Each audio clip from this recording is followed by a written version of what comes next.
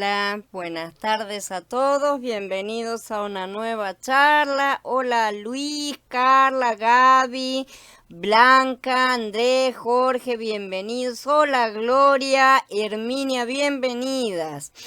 Vamos a dar comienzo a esta charla de hoy acerca del servicio de los vencedores. Ser un vencedor no es lo mismo que ser un simple creyente en Yahshua HaMashiach. Un vencedor tiene todas esas características que muchos desean pero que pocos se esfuerzan por obtener. Un vencedor es como los primeros creyentes, o la idea que tenemos de los primeros creyentes, ¿sí? Como esos mártires tan admirados y tan poco imitados. A la gente les gusta mucho leer sus historias o ver películas acerca de sus vidas, emocionarse y sentirse bien porque son representantes de nuestra fe. Son como parientes casi, ¿no es cierto? O sea, son nuestros hermanos realmente, a pesar de que no los hayamos conocido físicamente, pero difícilmente acepten que si se les parecen tan poco debería darnos vergüenza realmente. Si no nos parecemos tanto a esas personas, algo está equivocado con nosotros y no con ellas, ¿sí? Estas personas no fueron más dotadas que otras, aunque algunos los han transformado en una especie de superhéroes, con poderes especiales y todo, ¿sí? Pero no fueron sus dones milagrosos los que los hicieron diferentes, fueron sus corazones quebrantados y su disposición de servicio lo que los convirtió en vencedores. En el mensaje de Yahanan a las 7 congregaciones, la palabra fue dada a toda la congregación, ¿sí? Como un todo, ¿no es cierto? Tipológicamente, pero en todos y cada uno de los mensajes se reservó un premio especial para los que vencieran. Siempre fue separado un remanente. La clara implicación es que no todos los creyentes realmente vencerían. No se comprende por qué motivo hoy la gente cree que las cosas han cambiado, ¿sí? Y que no importa lo poco o nada que la mayoría haga, ¿sí? Que, como que ya son reyes y sacerdotes, es lo que nos venden las diferentes denominaciones, ¿sí? Lo de sacerdotes medio que lo dejan de lado, inclusive, porque parece que a muchos les suena aburridos y con mucho compromiso, pero las coronitas las adoran y brillan en todas partes. La dificultad que la gente ha tenido para distinguir a los creyentes de los vencedores es su visión simplista de la recompensa y los castigos divinos. En general se cree que todos los incrédulos son castigados en el infierno, entre comillas, mientras que todos los creyentes reciben la vida eterna, ¿no es cierto? Unos alitas y los otros fuego. Parece que hay una especie de socialismo divino, ¿sí? En este asunto donde todos los hombres reciben el mismo trato, dependiendo solo de si creen o no en Yahshua HaMashiach, pero eso solo se aplica a la salvación. A pesar de que en el momento en que alguien cree en Mashiach recibe el mismo paquete de regalo completo que todos los demás, ¿sí? Que también han creído, o sea que todos reciben el mismo paquete, solo unos pocos usan los regalos que se les dieron. Sí, se los llama dones, ¿no es cierto? Los conocemos como los dones, pero la mayoría realmente no los usa. De hecho, la mayoría ni siquiera abre el regalo, lo dejan envuelto como les vino. Ya hablamos de los dones en capítulos anteriores, ¿sí? Pero ahora vamos a hablar de la verdadera vida vencedora, ¿sí? De la que se han escrito tantos libros de autoayuda que no aplican para nada en una vida con el Ruach. Para variar, una cosa más en la que todo se mira desde el reino del revés. Yahshua mismo dejó claro en Lucas 19 que algunos creyentes serían recompensados con el gobierno de 5 ciudades o 10 ciudades, ¿no es cierto? Eso solo nos muestra que las recompensas futuras no serán todas iguales, sino que cada uno recibirá proporcionalmente, ¿no es cierto?, a su trabajo. Pero también se dice que nadie perderá su salvación. Esto nos lleva a comprender que el premio no es lo mismo que la salvación. El premio no es dado para quien se salva, no tiene nada que ver una cosa con la otra. Pero como eso implicaría que hay que trabajar para ganarse el premio, que es lo que hicieron estos siervos fieles, ¿no es cierto? Así son llamados justamente. La mayoría razona que una parte es verdad y la otra parte es mentira y tiran a la basura la parte que no les gusta. Entonces se quedan con la que les gusta y montan una doctrina, ¿no es cierto? Entonces dicen que los premios vienen con la salvación y que no los van a perder tampoco. Así han convencido a millones de creyentes que les bastan sus vidas superficiales, egoístas y bastante poco cristianas, porque no son ni siquiera manifiestos en muchos casos, los valores más básicos, ¿no es cierto? Cosas que hasta los incrédulos echan en cara y con bastante razón que tienen, ¿sí? Pero el problema de esto es que la mayoría aplica esta descripción al vecino, ¿sí? Nunca a sí mismos, sin entender que no hacer nada por la obra del Padre, no trabajar para su reino, es trabajar para el otro amo, de cualquier manera, aunque no se esté cometiendo pecados capitales, por así decirlo, ¿cierto? Si nuestra falta de esfuerzo nos impide alcanzar el premio, rebajarlo no es la solución. Decir que el premio es más bajo o menos importante de lo que era, no es la solución para alcanzarlo. No es cierto que porque digamos que es gratuito, lo será. No se va a convertir en gratuito, ¿sí? Yahshua le ha puesto un precio, ¿sí? Y no lo dará a los que no estén dispuestos a pagarlo.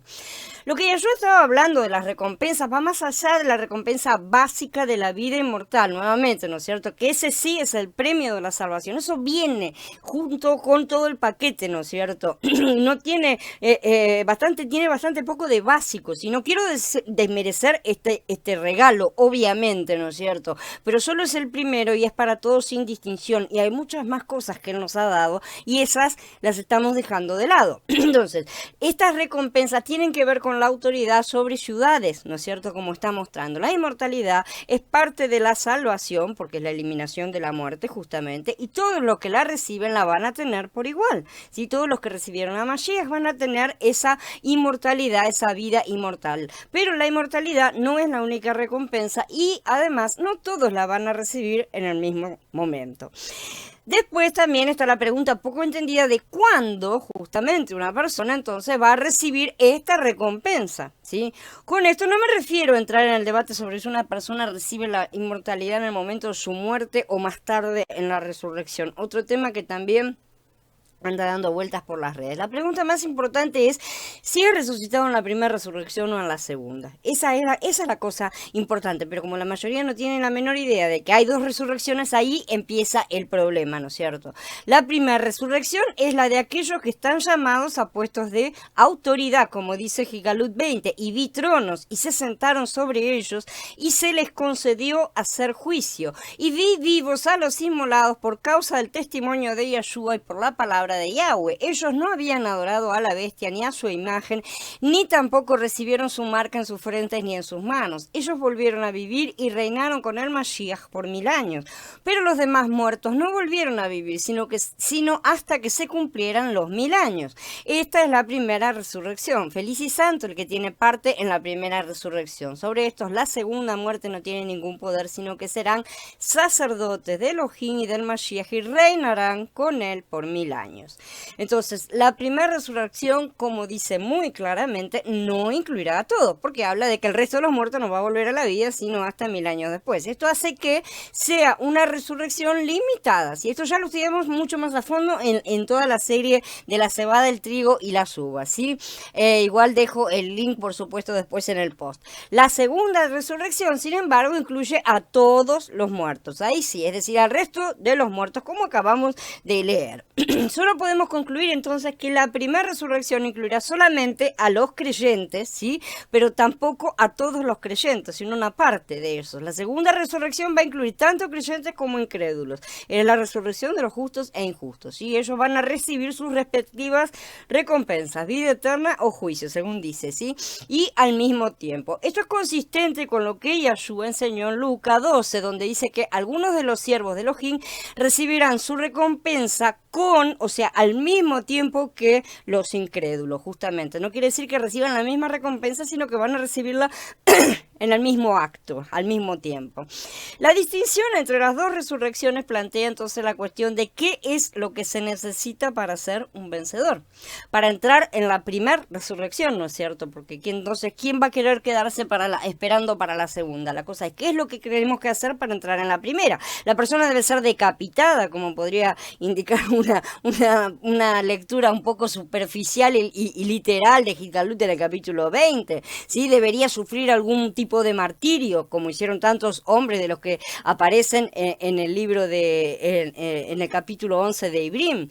La respuesta siempre es que los vencedores deben perder sus cabezas, pero no necesariamente sus cabezas físicas, y esa es la cosa. Elohim está más preocupado por reemplazar nuestras mentes con la mente de Mashiach que por decapitaciones físicas. A él no le gusta mucho la gente así descabezada.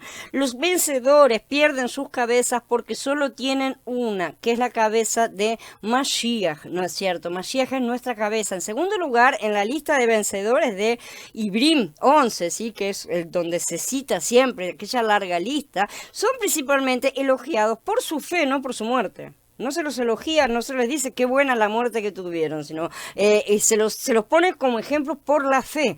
Sin embargo, tenían que amar a Elohim más que sus propias vidas, ciertamente. Ese es uno de los requisitos básicos, ¿no es cierto? La lista de Ibrim 11 incluye por nombre solamente a 2 hombres que fueron realmente martirizados y que fueron Abel y Sansón. Los otros no fueron martirizados, ninguno de ellos además fue decapitado siquiera, y el resto murió muertes normales, ¿sí? Sin embargo, todos estos dice que obtuvieron una mejor resurrección, así que estos vencedores no son únicamente los mártires, no es esa la única forma de alcanzar esta posición. Entonces, ¿qué es lo que se necesita para ser un vencedor? ¿Qué tenemos que hacer para obtener esa mejor resurrección de la que habla el autor de Ibrim y convertirnos en un rey y sacerdote en el reino de Elohim? Hay 4 cosas principales que se enseñan claramente en las escrituras. Por supuesto, estas son solo las principales, ¿no es cierto? Lo más evidente. Y sin duda hay más que estas. Pero si una persona cumple con estas 4, hay pocas dudas de que va a cumplir con el resto de las cosas, así, con el resto de los requisitos, ¿no es cierto? Dice Matías en el capítulo 18. Entonces Kefas se le acercó y le preguntó: Maestro, ¿cuántas veces que mi hermano peque contra mí debo perdonarlo? ¿Hasta 7 veces? Y Yeshua le dijo: no te digo que hasta 7, sino 70 veces 7. 70 veces 7 es igual a 490, ¿no es cierto? Y este no es un número aleatorio como ya estudiamos. Es igual a las 70 semanas de Daniel, por ejemplo, ¿no es cierto? También son 10 jubileos, justamente, 49 por 10. El número 490 es prominente, ¿no es cierto?, en las escrituras porque es un ciclo de perdón.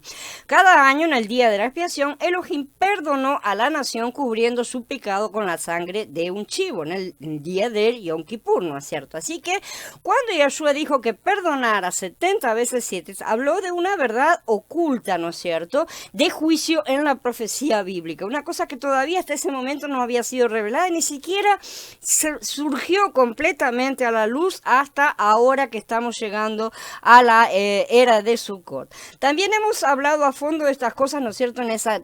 Todas esas cosas están mucho más a fondo para el que esté interesado en la serie mencionada. Elohim estaba obligado por elección propia, ¿no es cierto? Él se obliga a perdonar a la nación 490 veces en cada día de la expiación por año. Desde el comienzo de las 70 semanas de Daniel, Yahweh una vez más perdonó a la nación una vez y otra vez, y al mundo también, cada año durante los siguientes 490 años. El último año fue la muerte de Mashiach, que cerró ese ciclo, ¿sí? Las fechas exactas son discutibles, yo no las voy a discutir en este momento, porque hay diferentes conteos, como ya hemos hablado. Sin embargo, encajan bastante dentro de los patrones cercanos de los tiempos, ¿no es cierto? Entonces, en ese momento, cuando cierra ese ciclo, yo creo que sí cierra correctamente, Yahweh resolvió las cuentas. Él ejecutó la deuda, que era lo que debía hacer una vez terminado ese ciclo de perdón, pero envió a Yeshua a pagarla en su totalidad en el madero.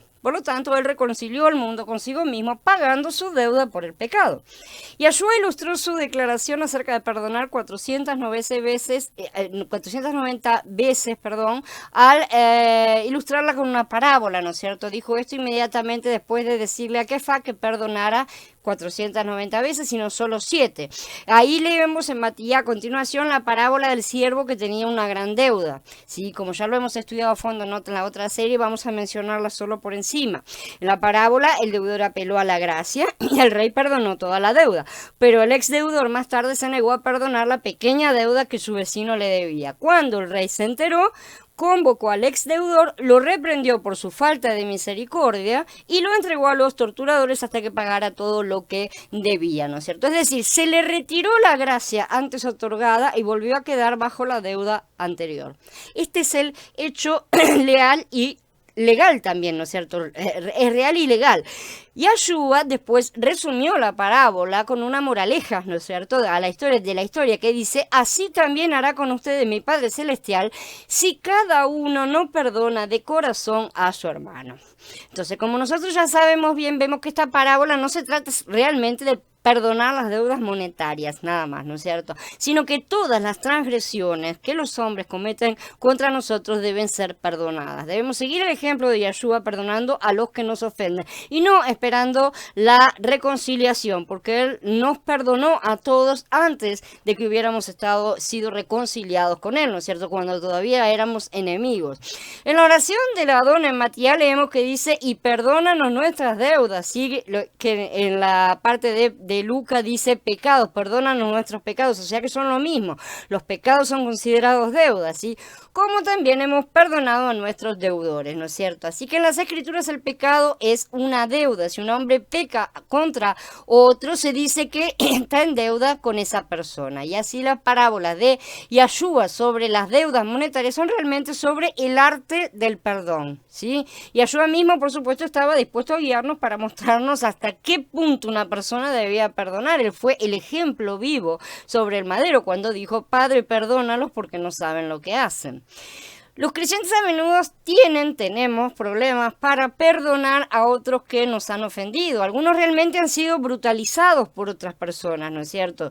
Pero el problema aquí no es si fueron heridos por un simple comentario o por un abuso físico, por una situación muy negativa. Hola Eduardo, bienvenida. Hola Ricardo, bienvenido. Después espero entonces, Carla, que se vea mejor porque estoy grabando, así que va a salir después en la grabación mejor grabado justamente, sin cortes. Entonces, no es el propósito de este pequeño estudio intentar remediar los traumas emocionales o físicos que cada uno haya experimentado, realmente, ¿no es cierto? Sin embargo, todos debemos recordar que difícilmente cualquier ser humano ha experimentado el tipo de abuso que Yeshua recibió cuando fue al madero. No solo físicamente, sino mucho más espiritualmente. Cargar con los pecados de toda la humanidad es algo que se nos escapa a la comprensión mental. No estamos capacitados, no estamos en condiciones de comprender ni de medir esa situación realmente. De manera que nadie piense que él no puede comprender cualquier cosa por la cual hayamos pasado, que es la excusa que muchas personas colocan, ¿no es cierto? Él no me va a entender o él no me va a perdonar, ¿no es cierto? Como si ya no lo hubiera hecho 2000 años atrás, ¿no es cierto? Así que él no solo cargó con nuestros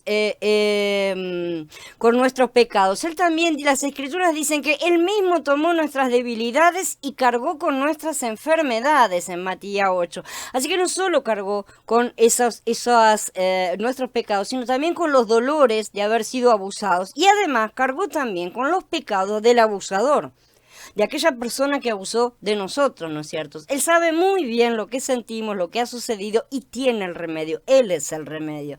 De cualquier manera en que hayamos sido abusados, él fue más abusado y sin embargo, él fue capaz de perdonar y a eso nos llama si somos sus hermanos y imitadores. Algunas personas han sido llamadas a perdonar más que otras, realmente, ¿no es cierto? Dependiendo de sus circunstancias. Muchos de la congregación primitiva, por ejemplo, sufrieron muertes horribles a manos de torturadores, de gladiadores, de leones, ¿no es cierto?, de animales. Otros fueron quemados vivos, incluso algunos fueron asados lentamente, ¿no es cierto?, en parrillas. Cualquier circunstancia que Elohim haya puesto en nuestras vidas es un obstáculo para ser un vencedor. Realmente, esa es la cosa que necesitamos entender. Y el obstáculo es removido por el poder del perdón y nada más. Esa es la forma en que se va a remover. Solo los que son capaces de imitarlo hasta el último paso, como un Esteban, por ejemplo, ¿no es cierto?, serán llamados vencedores. Esto, por supuesto, no quiere decir que si no sufrimos muertes horribles, abusos o torturas, no vamos a ser vencedores. No quiere decir eso tampoco. Ni quiere decir que salgamos a la calle a buscar que nos torturen. No se trata de eso, obviamente. El foco no está centrado en lo que se sufre, sino en cuánto perdonamos. Esa es el foco central de todas las cosas. Para algunos perdonar una pequeña mentira es más imposible que perdonar un asesinato, por ejemplo, ¿no es cierto? Dependiendo de los sentimientos de la persona y las circunstancias envueltas, y esto es un comparativo un tanto simple, ¿no es cierto? Simplista, y sin embargo sabemos que existen ese tipo de situaciones. Un vencedor entonces es uno que supera algo. Sin algo que superar, ¿cómo se puede ser un vencedor? Ciertamente, el vencedor tiene que superar, si no, no vence. La única manera manera en que uno puede ejercer el poder del perdón es tener algo que perdonar, además, ¿no es cierto? Para tener algo que perdonar, uno debe ser víctima de algún tipo de pecado. Lamentablemente la situación es esa. Nadie es llamado a perdonar un acto de bondad, evidentemente. De hecho, en la ley bíblica solo la víctima tiene el derecho de perdonar. El juez bíblico no puede perdonar un pecado cometido contra otra persona. Solo tiene el poder para determinar cuánta deuda se le debe a la víctima, cuál es el precio que debe ser pagado. La víctima entonces tiene el derecho de exigir todo lo que se le debe, una parte o nada, ¿sí? Perdonar absolutamente toda. Ese es el derecho de la víctima.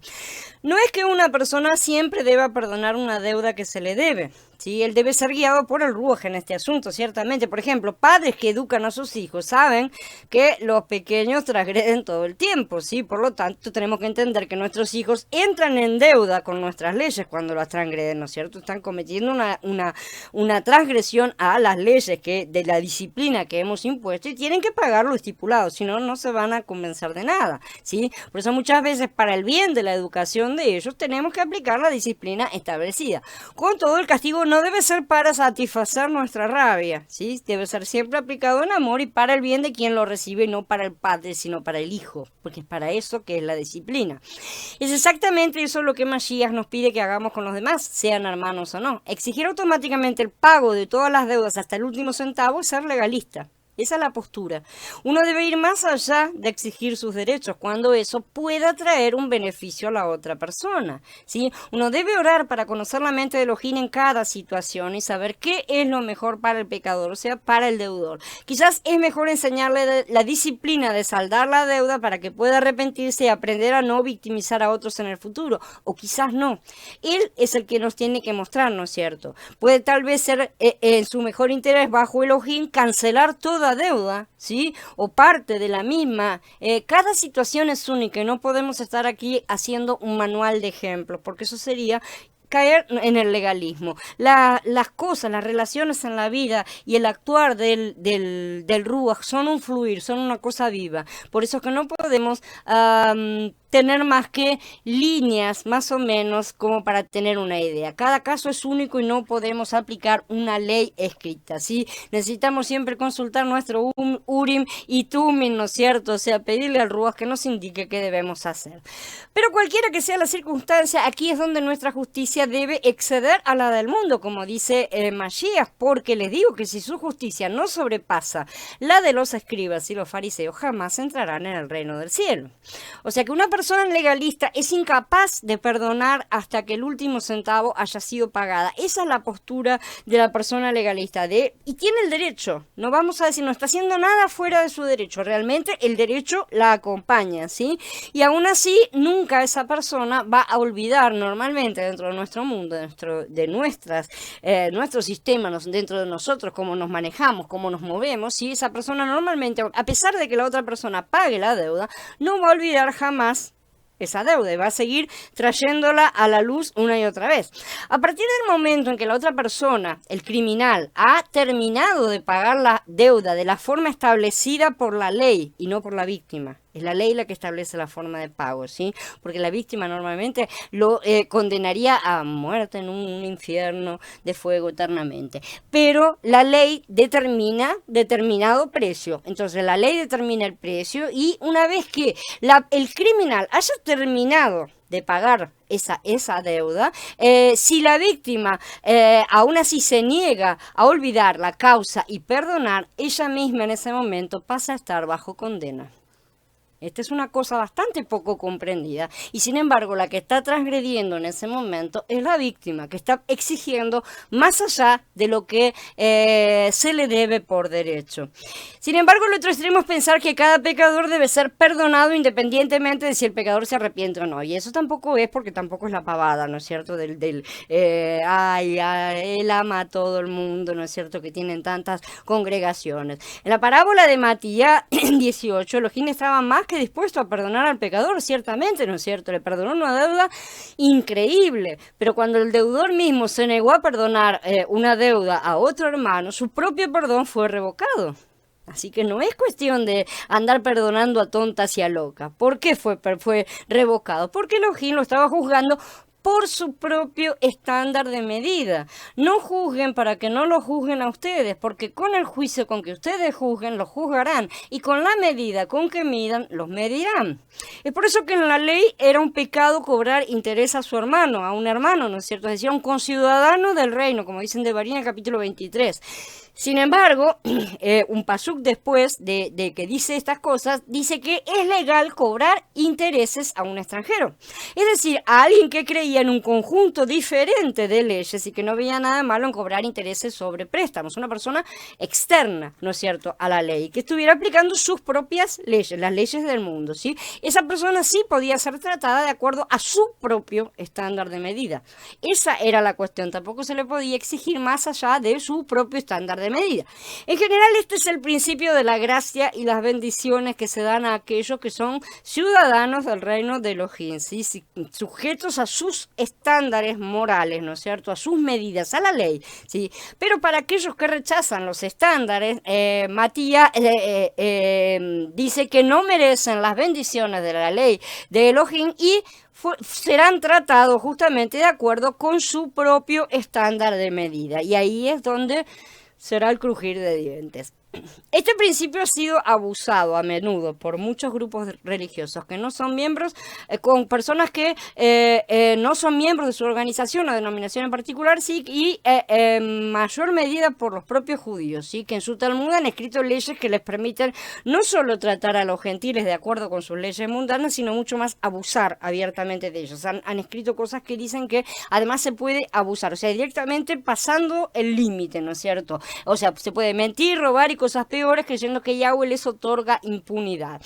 Algunos se refieren a los no miembros como gentiles, sí, para justificar el robo de las propiedades. Y esto también sucede entre cristianos, así que no estamos diciendo, es propiedad exclusiva de... No, estas cosas se ven en muchos lugares donde no deberían verse, justamente. El balance aquí es ver que cualquiera que sea justificado por la fe en Yeshua HaMashiach, que cree que él fue el sacrificio por el pecado, que resucitó de los muertos para nuestra justificación, es un ciudadano del reino. ¿Sí? No tiene nada que ver con la raza o con unirse a una religión o denominación o nada externo. Entonces hay leyes contra la parcialidad en el juicio, hay leyes contra los opresores extranjeros, incluso los incrédulos. Estas leyes se equilibrarían la aplicación de un doble estándar, ¿sí?, en la usura, en el tratar de cobrar de más, ¿no es cierto? Y van a limitar su aplicación correctamente. En el capítulo 18 de Matías, entonces aprendemos los límites del perdón también. El perdón es aplicable en dos niveles, personal y judicial, ¿no es cierto? En el lado personal, uno debe perdonar y no continuar teniendo rencor, ¿sí? Los rencores son como las notas de deuda. Porque son así, son una nota de deuda que queda escrita y hacen que las personas sean negativas y sigan teniendo posiciones negativas. Pero si la otra persona ya pagó, no tenemos el derecho de darle vuelta a la cara o seguir enojados con esa persona. Realmente no se puede tener ese derecho. La persona revierte su situación y ella misma se hace culpable. Esto puede incluso causar problemas de salud, ¿no es cierto? Como sabemos por Devarim 29, perfectamente, porque al invertir la situación uno se hace acreedor a las maldiciones. Judicialmente hablando, entonces, la mejor manera de aprender cómo y cuándo perdonar es a través de nuestros hijos. Realmente, cuando nuestros hijos hacen algo mal, ¿cómo lo juzgamos? ¿Sí? Si simplemente perdonamos la ofensa sin responsabilizarnos de ninguna manera, entonces le estamos enseñando que es aceptable robar, lastimar, sea lo que fuere que haya hecho, ¿no es cierto? Y al crecer puede convertirse fácilmente en un criminal o tener inclinaciones, ¿no es cierto? Por otro lado, si se lo castiga excesivamente, cosa que también tenemos ejemplos lamentables en nuestra sociedad, o si se le retiene el perdón incluso después de haber hecho la cosa justa, ¿no es cierto? Cuando no se perdona después de que el criminal terminó de pagar, entonces va a crecer sintiéndose amargado y enojado con los demás, evidentemente. Eso va a generar un resentimiento en la persona, y es un resentimiento bastante lógico. En los dos casos es una reacción injusta. Es una posición, una situación injusta la que se está viviendo, ¿no es cierto?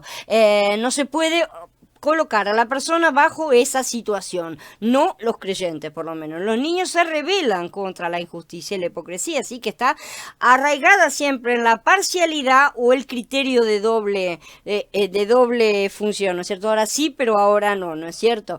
Por lo tanto, tenemos que aprender a perdonar, incluso a ser rápidos para perdonar. Sin embargo, también debemos aprender que cuando tratamos con personas que son física, mental o espiritualmente inmaduras, podría ser, y eso lo tenemos que ver con el Ruach, que para su mejor interés, que a largo plazo, usar alguna disciplina para atraerlos al arrepentimiento antes de otorgarles el perdón, ¿no es cierto? Pero en esto, ya lo digo, toda disciplina debe ser aplicada siempre en amor, o de lo contrario tampoco producirá frutos. Si no produce frutos, nada sirve. Creo que este es el principio subyacente entonces en Matías 18, justamente el deudor. Esa persona, la primera persona, necesitaba disciplina.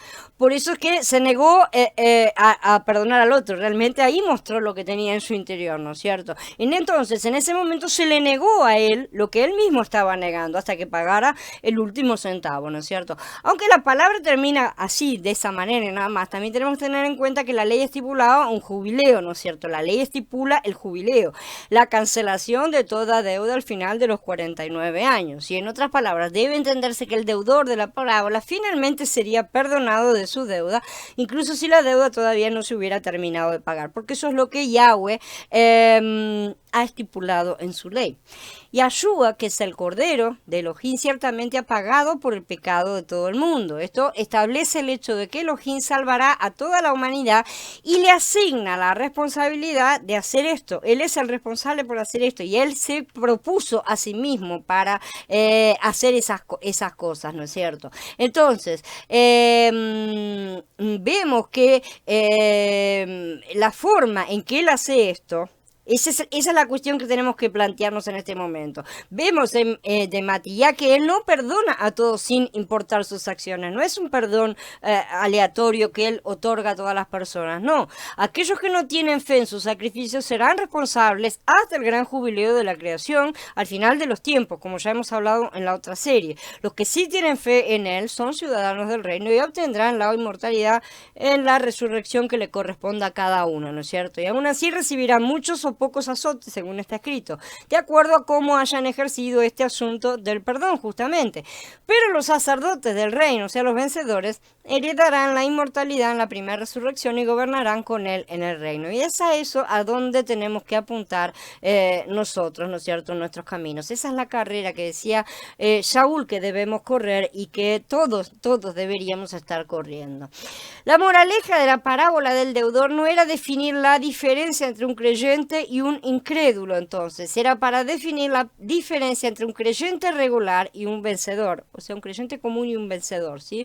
El deudor perdonado tenía el derecho legítimo de obtener la pequeña deuda que su vecino le debía. Realmente tenía el derecho, la ley lo cubría. ¿Sí? En ninguna parte de la parábola se le deroga ese derecho. No se dice, ¿cómo hiciste eso si no tenías derecho? No, sí tenía el derecho. De hecho, vemos que no se nos dice en ningún lado que el deudor menor, o sea, el otro, el pequeño deudor, haya sido liberado. Él lo lanzó a la cárcel y allá quedó porque él lo había lanzado en la cárcel. Él tenía ese derecho, ¿sí? El rey no liberó al segundo deudor porque el primero se portó mal, ¿sí? Porque si lo hubiera hecho, habría infringido la ley. Él no podía infringir la ley.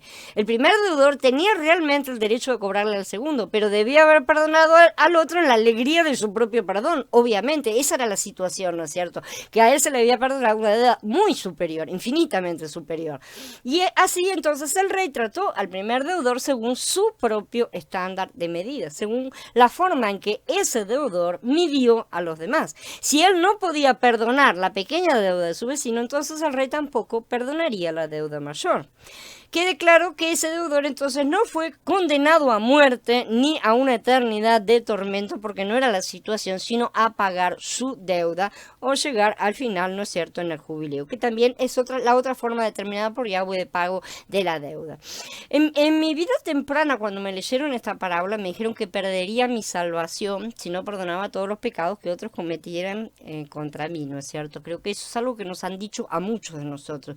No hace falta decir decir que eso me mortificó y me puso bajo una presión extrema, ¿no es cierto? Porque también me enseñaron que si perdía mi salvación, entonces ardería en el infierno de fuego para siempre y toda una serie de cosas. Así que esta era una carga bastante cruel, ¿no es cierto?, para poner sobre los niños. Yo no sé cómo han sido educados cada uno, pero algunos de nosotros hemos recibido este tipo de enseñanza cuando éramos niños. Y sé que produce más de una pesadilla, realmente. Entonces, permítame explicar que esta parábola no aborda la cuestión de nuestro ser salvos o justificados por la fe, porque no es eso lo que está abordando. El deudor no dejó de ser ciudadano del reino, consiguió siendo un ciudadano del rey, y por eso justamente es que el rey podía seguir ejerciendo su ley sobre esa persona. Si la palabra trata de un perdedor, por así decir, para contrarrestarlo con un vencedor, ¿no es cierto?